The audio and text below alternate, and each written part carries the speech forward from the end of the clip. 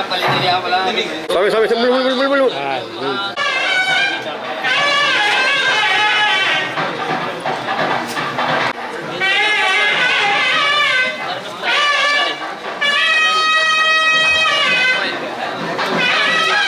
ಇದು ಅತ್ಯಂತ ಅಪೂರ್ವವಾದಂತಹ ಒಂದು ಸಂದರ್ಭ ಅಂತ ಹೇಳಿ ನಾವು ಭಾವಿಸ್ತಾ ಇದ್ದೇವೆ.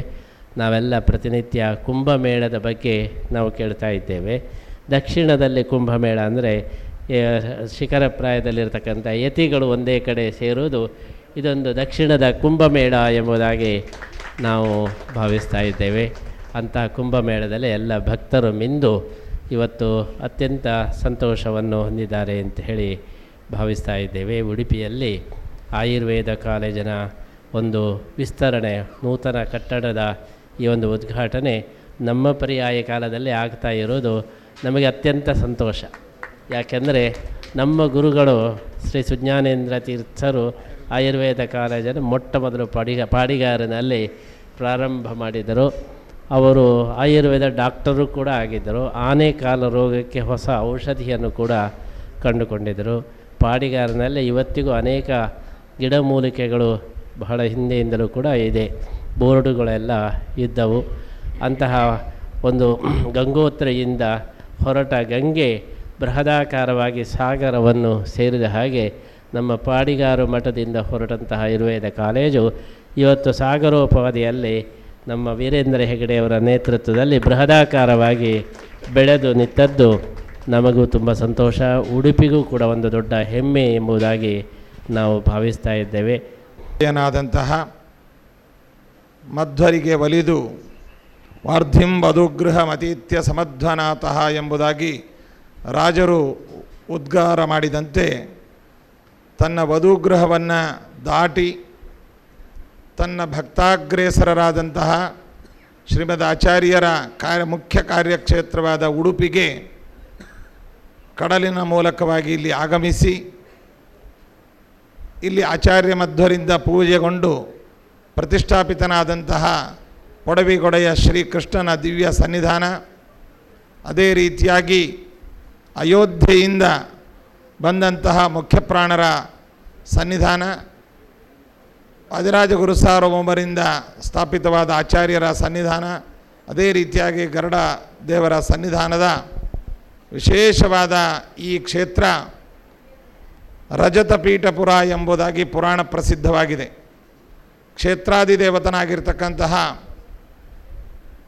ಚಂದ್ರೇಶ್ವರ ಅನಂತೇಶ್ವರರ ಒಂದು ದಿವ್ಯ ಸನ್ನಿಧಾನದಲ್ಲಿ ಶ್ರೀಕೃಷ್ಣ ಇಲ್ಲಿ ಬಂದು ಈ ಉಡುಪಿಯ ಕ್ಷೇತ್ರದ ಇತಿಹಾಸವನ್ನು ಮತ್ತು ಕಳೆಯನ್ನು ಮತ್ತಷ್ಟು ಜಾಸ್ತಿ ಮಾಡಿರತಕ್ಕಂತಹದ್ದು ನಾವು ಇತಿಹಾಸದಿಂದ ಕಂಡಿದ್ದೇವೆ.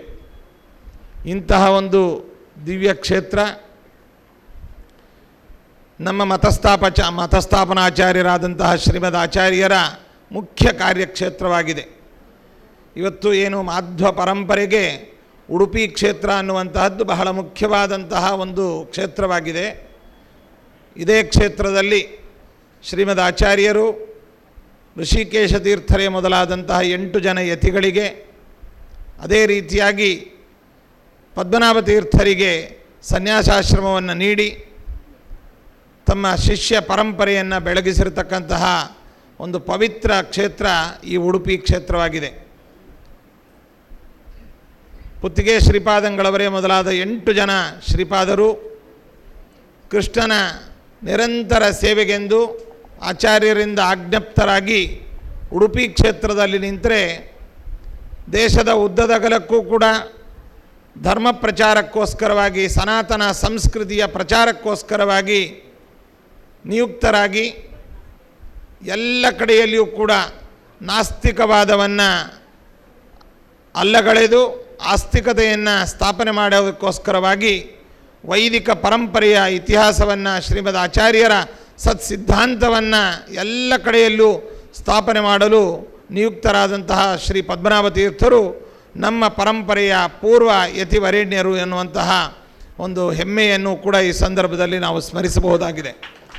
ಅಂತಹ ಪದ್ಮನಾಭ ತೀರ್ಥರು ಕ್ರಮಕ್ರಮವಾಗಿ ಆಚಾರ್ಯರಿಂದ ಆಜ್ಞಪ್ತರಾಗಿ ತಮ್ಮ ಶಿಷ್ಯರನ್ನಾಗಿ ನರಹರಿ ತೀರ್ಥರು, ಮಾಧವ ತೀರ್ಥರು, ಅಕ್ಷೋಭ್ಯ ತೀರ್ಥರನ್ನು ಮಾಡಿಕೊಂಡು ಜಯತೀರ್ಥರು, ಅದೇ ರೀತಿಯಾಗಿ ವಿದ್ಯಾಧಿರಾಜರು, ಕವೀಂದ್ರ ತೀರ್ಥರು, ಆಗೀಶ ತೀರ್ಥರು, ರಾಮಚಂದ್ರ ತೀರ್ಥರು, ವಿಭುಧೇಂದ್ರ ತೀರ್ಥರು, ಜಿತಾಮಿತ್ರ ತೀರ್ಥರು, ರಘುನಂದನ ತೀರ್ಥರು, ಸುರೇಂದ್ರ ತೀರ್ಥರು, ಅದೇ ರೀತಿಯಾಗಿ ವಿಜಯೀಂದ್ರ ತೀರ್ಥ ಶ್ರೀಪಾದಂಗಳವರು, ರಾಘವೇಂದ್ರ ಸ್ವಾಮಿಗಳವರ ಪರಮಗುರುಗಳಾದ ವಿಜಯೀಂದ್ರ ತೀರ್ಥ ಶ್ರೀಪಾದಂಗಳವರು. ವಿಜಯೀಂದ್ರ ತೀರ್ಥ ಶ್ರೀಪಾದಂಗಳವರು ಭಾವಿ ಸಮೀರ ವಾದಿರಾಜ ಗುರು ಸಾರ್ವಭೌಮರ ವಿಶೇಷವಾದ ಸಹಾಧ್ಯಾಯಿಗಳು ಮತ್ತು ಒಡನಾಡುಗಳು. ಅಂತಹ ಅವರ ಕಾಲದಲ್ಲಿ ಈ ಕ್ಷೇತ್ರಕ್ಕೆ ವಿಶೇಷವಾಗಿ ಆಗಮಿಸಿ ಅವರಿಂದ ಕೊಡಮಾಡಲ್ಪಟ್ಟಂತಹ ಕೃಷ್ಣನ ನೇರ ಎದುರು ಭಾಗದಲ್ಲಿರ್ತಕ್ಕಂತಹ ಮಠದವನ್ನು ಉಪಾಯನವಾಗಿ ವಾದಿರಾಜ ಸ್ವಾಮಿಗಳವರು ವಿಜಯೀಂದ್ರ ತೀರ್ಥರಿಗೆ ಕೊಟ್ಟದ್ದು. ನಂತರ ಅದು ಕಾಲಕ್ರಮವಾಗಿ ಹಾಗೇ ನಡೆದುಕೊಂಡು ಬಂದು ರಾಘವೇಂದ್ರ ಸ್ವಾಮಿಗಳವರು ತಾವು ಸನ್ಯಸ್ತರಾಗಿ ಪೀಠಾಧಿಪತಿಗಳಾದ ನಂತರದಲ್ಲಿ ಉಡುಪಿ ಕ್ಷೇತ್ರದಲ್ಲಿ ಇಲ್ಲಿ ಅನೇಕ ವರ್ಷಗಳ ಕಾಲ ಇಲ್ಲಿ ಇದ್ದಂತಹ ಇತಿಹಾಸ ರಾಘವೇಂದ್ರ